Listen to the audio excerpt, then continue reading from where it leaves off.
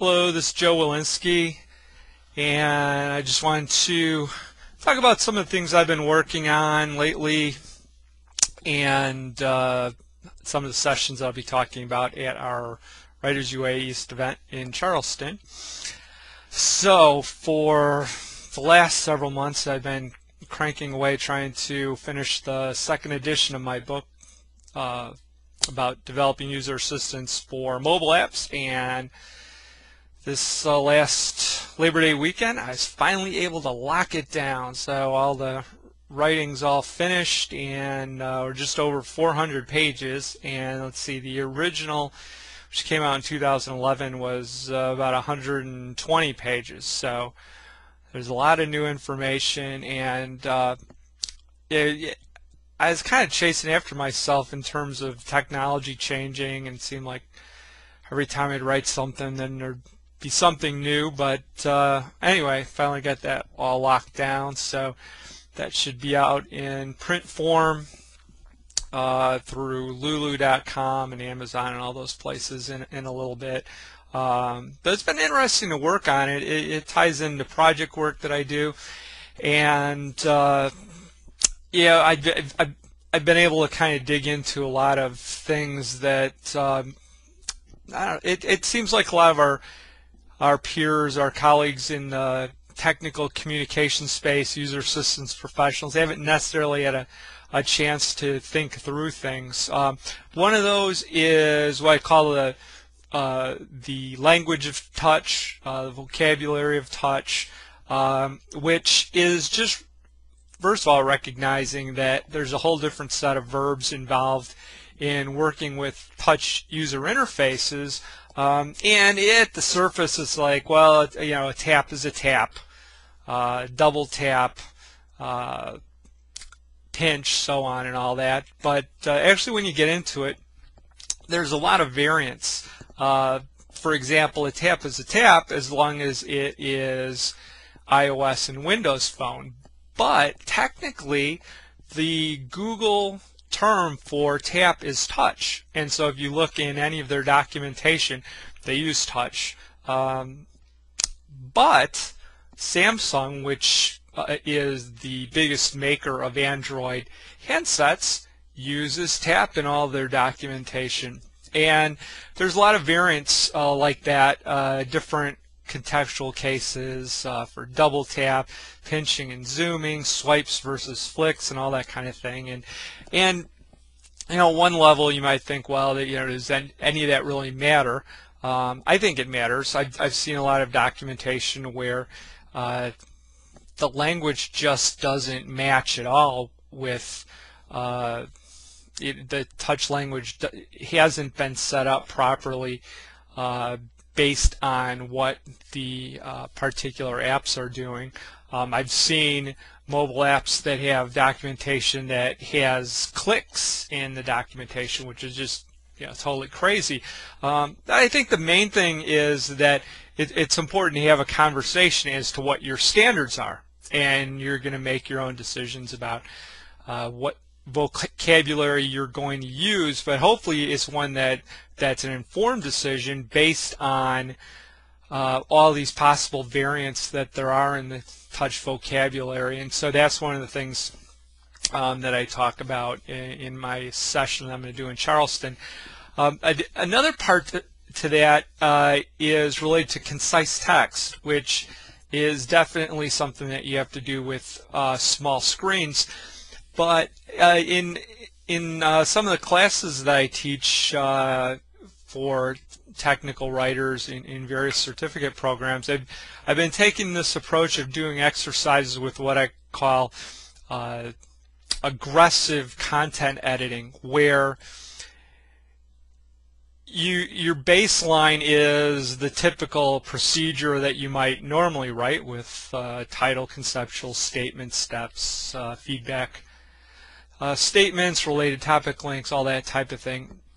But what you do is you look at your existing documentation and you put a hard cap of a very low percentage number on it and attempt to get your word or even your character count down to 30%, maybe 25% of the way that you typically write things. And it's funny about that, like that percentage definitely takes you to a different level. You really, it's not about taking out a word here or taking out a word there. You have to really rethink just about everything about the way that you put topics together. And it's an interesting exercise, but I think it does deliver better information. Part of that is that you're also want to keep in mind that you want to still have an effective communication strategy. You just don't want to have words that are so minimal that they don't provide any helpful information. But there's some interesting strategies to do there that kind of go against maybe traditional ways of thinking about how we do technical writing. I think this idea of aggressive content editing, while it certainly makes sense for small screen devices, I think gives us a benefit in all kinds of documentation today.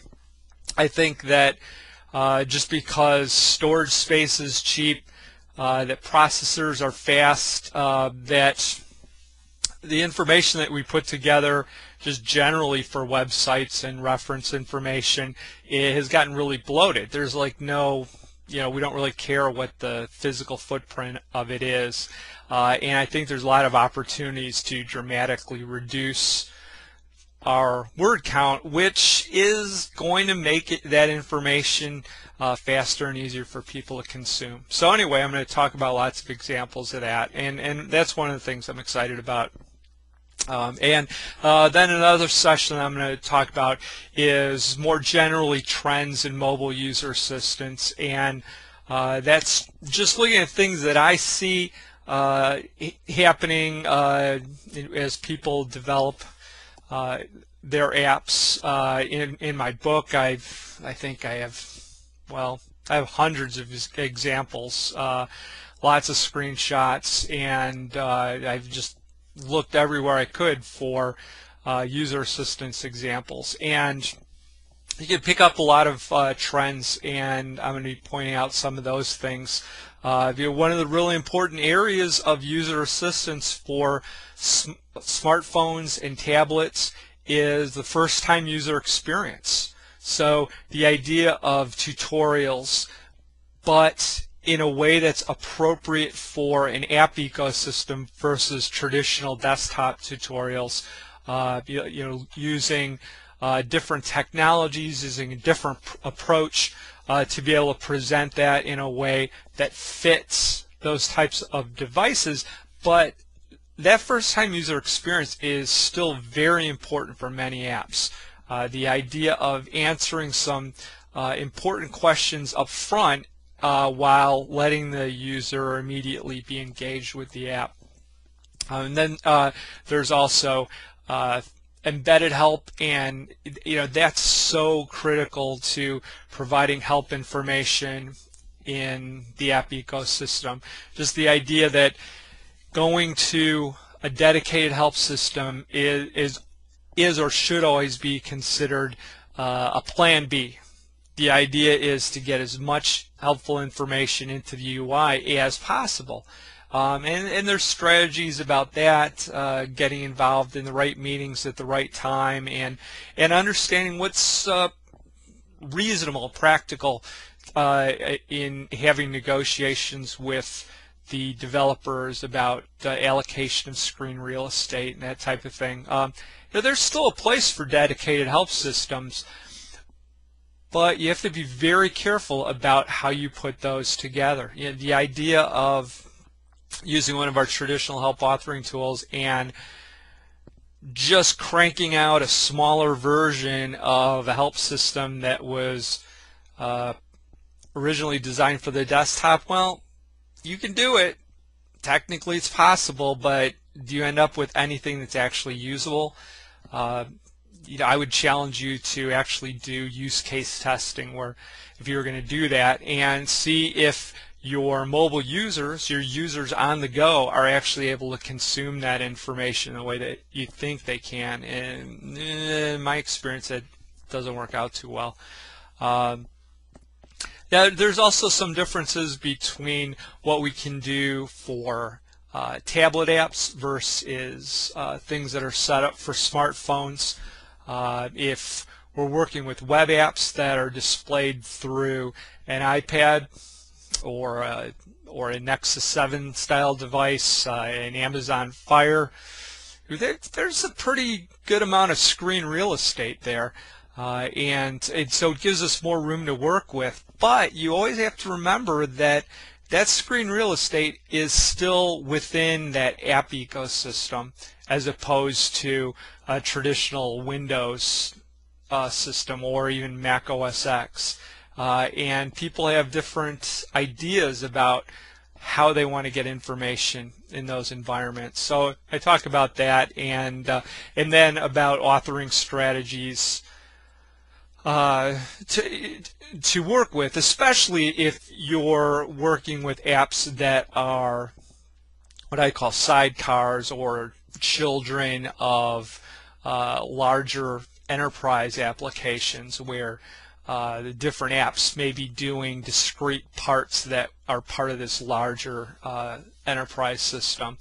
And there's a lot of strategies about how you can leverage your work in the desktop and still have good things on the small screen side. Anyway, those are some of the things that I've been working on. Stuff's really exciting to me.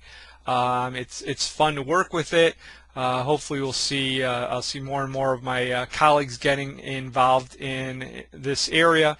And anyway, hopefully you found this information interesting. I'll keep people updated about when the book finally gets published, and hopefully you'll take a look at the offerings that we have for our Charleston event, and then we're also going to be doing one in Austin.